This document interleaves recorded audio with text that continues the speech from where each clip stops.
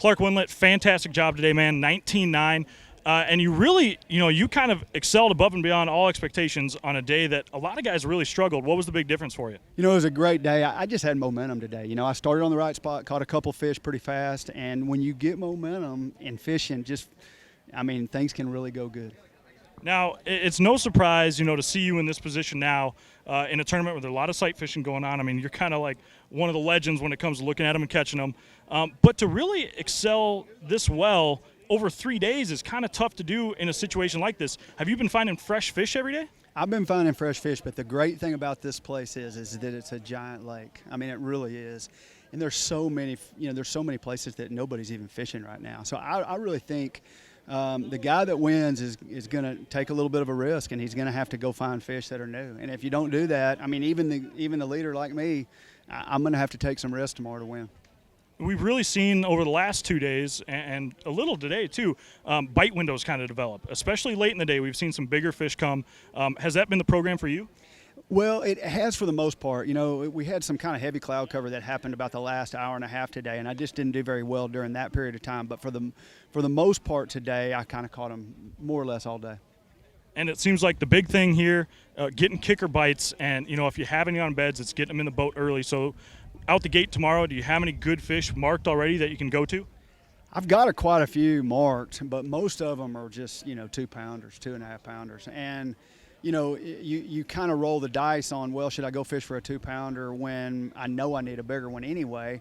But if I see a 2-pounder, I'm going to catch it. So I'm going to put my trolling motor down and go, and when the conditions say change, I'm going to change. I like it. One of the veterans here leading. Good luck to you tomorrow, Clark. Thanks so much, Kyle. Appreciate it. All right, John Cox, a little tougher day for you today. I got to follow you around for a majority of your day. And, I mean, really the thing right out the gate, the clouds and wind made it a lot tougher to sight fish. Yeah, I mean, it was super tough. I mean, it rained around on a couple fish. None of them were there. Luckily, I got one right away. And then we decided to change game plans because it was cloudy, windy, figuring the fishing bite would be better. And as soon as we got to the spot we wanted to fish while it was cloudy and rainy, the sun came back out. So we turned around and ran all the way back. But, this place has got them in it. This place has got big fish in it. I'm going to really change it up tomorrow. It's a bit of a front, I think, coming through that came through today, and I think it's going to be a little cold tomorrow. Last time I caught them really well here when it was cold, and I had an area during practice that had some fish in it. I was honestly going to start there, but then I decided to do the sight fishing thing.